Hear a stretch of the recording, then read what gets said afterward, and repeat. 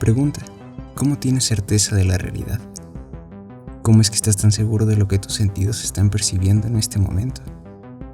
Porque, claro, puedes estar muy seguro de que estás viendo un video al que entraste porque tenía una miniatura y un título bien pacheco, pero puede que tus sentidos te estén engañando. En realidad, entraste a un video motivacional de este señor.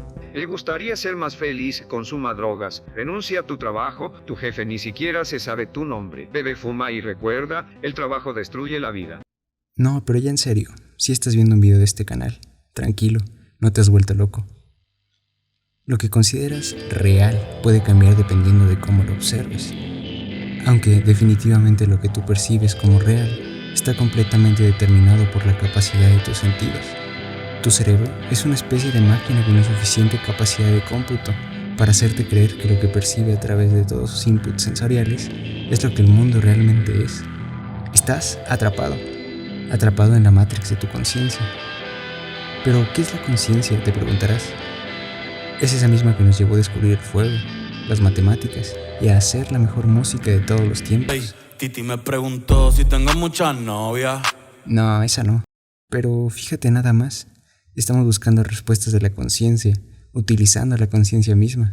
Como diría Dennett, las mentes evolucionaron y crearon herramientas de pensamiento que eventualmente les permitirán a las mentes saber cómo es que evolucionan, e incluso saber cómo las mentes son.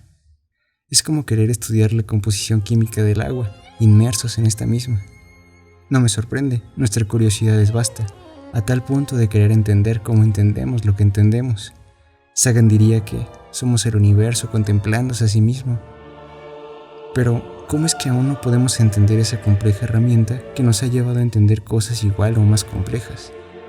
No me sorprende que sea tan difícil obtener certezas. En palabras de Liel Watson, si el cerebro fuera tan simple que pudiéramos entenderlo, seríamos tan simples que no lo entenderíamos. La opinión más popular de la ciencia es que, durante el curso de la evolución, la conciencia emerge como una propiedad computacional biológica compleja.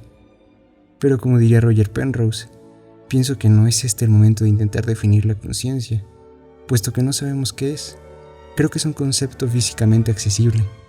Pese a todo, definirlo sería probablemente definir la cosa equivocada. Tan complicado es el asunto entonces. No podemos saber qué es la conciencia, en qué parte de nuestro cuerpo habita y cuándo apareció en los seres humanos. Tal vez no es tan difícil definirla. Genios como el Dr. Freud la comprendían como, y cito, la conciencia es, a nuestro modo de ver, la cara subjetiva de una parte de los procesos físicos que se producen en el sistema neuronal, especialmente los procesos perceptivos. Esta definición nos haría intuir que la conciencia habita justo en las cortezas cerebrales en las que nuestros sentidos son procesados. Pero, ¿esto y nada más es la conciencia? No lo sé, ¿cómo explicamos el amor entonces? Porque yo cuando estoy muy enamorado no digo, cariño, los fotones que rebotan en tu piel y se proyectan sobre mi retina estimulando mis bastones y conos, que posteriormente mi nervio óptico envía en forma de impulsos eléctricos a mi cerebro, específicamente al lóbulo occipital que procesa tu bella silueta, y como consecuencia mi núcleo supraóptico del hipotálamo secreta una sustancia llamada oxitocina, que me hace pensar que te amo. Para nada.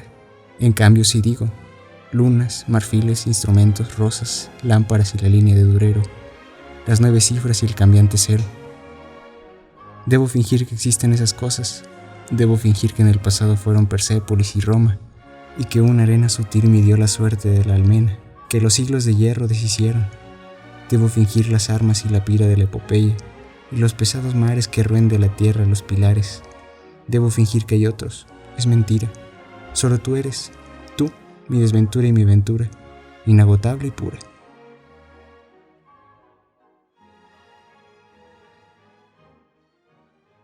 Es por lo menos intrincado comprender cómo unas cuantas secreciones hormonales y sinapsis neuronales pasan a ser percibidas como el concepto abstracto no material de estar enamorado.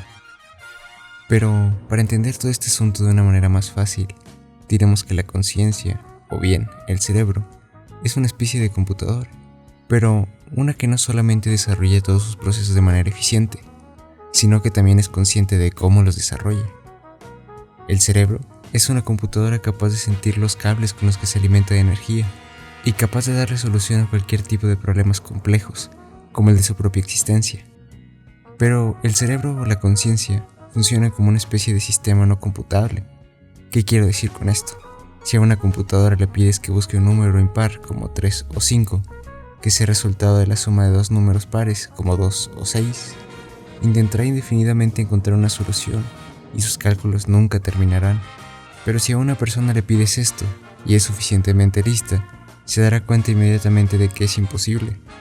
De la misma manera, la conciencia tampoco podría ser simulada artificialmente por una computadora.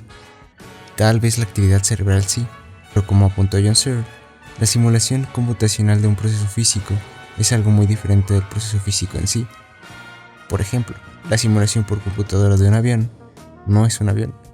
De la misma manera, un cerebro hecho de neuronas puede ser consciente, mientras que una simulación de un cerebro por computadora, pues no. Hasta ahora hemos hablado de que la conciencia surge entre conexiones neuronales, pero la verdad es que sinapsis neuronal no es sinónimo de conciencia. Nos es imposible comprender la conciencia utilizando la biología y sus distintas ramas, como la fisiología y la anatomía. Pero, ¿qué tal si lo intentamos con la ciencia que busca describir todos los fenómenos de la naturaleza y sus propiedades? La física. Stuart Hameroff y Roger Penrose vendrían con su teoría de la reducción objetiva orquestada, la cual cambió totalmente nuestra manera de entender la conciencia.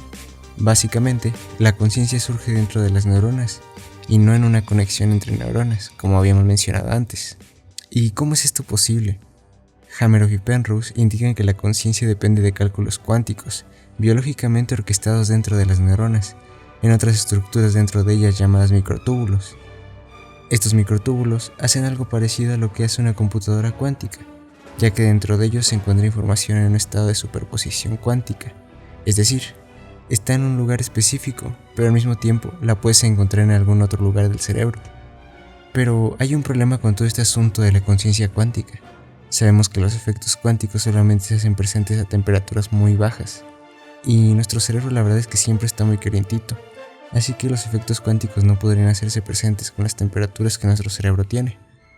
Pero, así es, siempre hay un pero. Parece que al creador le gusta escribir las reglas del universo, para después limpiarse el trasero con ellas. Y es que hay evidencia de que algunos efectos cuánticos se hacen presentes en entornos biológicos que presentan estructuras fractales. Por ejemplo, en las plantas, utilizando la superposición cuántica en la fotosíntesis. Mediante procesos cuánticos pueden realizar su metabolismo siempre de una manera más eficiente. Sabemos que las plantas tienen estructura fractálica, estas figuras geométricas que se caracterizan por tener las mismas formas a diferentes escalas. Los fractales están por todos lados. No es necesario que consumas ácido para darte cuenta de esto. Desde los árboles, incluso se piensa que el mismísimo universo, visto de una forma general, podría tener características fractálicas. La relación entre fractales y efectos cuánticos es evidente, sobre todo en sistemas biológicos en nuestro planeta. La biología cuántica podría ser una nueva herramienta para comprender cosas que la biología o la física clásica no pueden. De la misma manera, si observamos un cerebro con microscopio, nos daríamos cuenta de que las estructuras más pequeñas de este se parecen a las más grandes. El cerebro también tiene una geometría fractálica, lo que definitivamente nos permitiría pensar que ciertos efectos cuánticos son posibles en este. Todo esto suena maravilloso. Lamentablemente, nada de esto ha sido comprobado. Si utilizamos la navaja de Occam, pero no una navaja real, tranquilo, no vamos a matar a nadie. La navaja de Occam es este principio filosófico que nos dice que la explicación más sencilla suele ser la correcta. Si aplicamos este principio para llegar a la explicación de qué es la conciencia, muy probablemente nos quedaríamos con la teoría de la información integrada, aquella que nos dice que la conciencia emerge como un proceso de información integrada en el cerebro.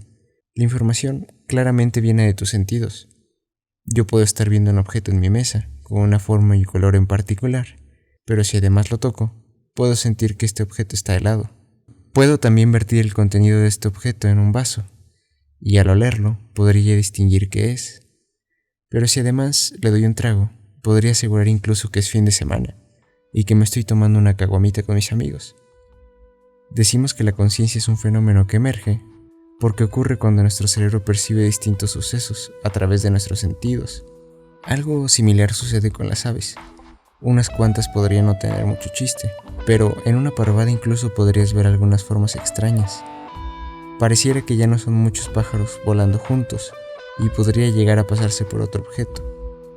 Algo parecido ocurre con la conciencia. Todo aquello que percibimos a través de nuestros sentidos es información que es integrada dentro de nuestro cerebro para darnos la sensación de que todo lo que está fuera de nosotros es real.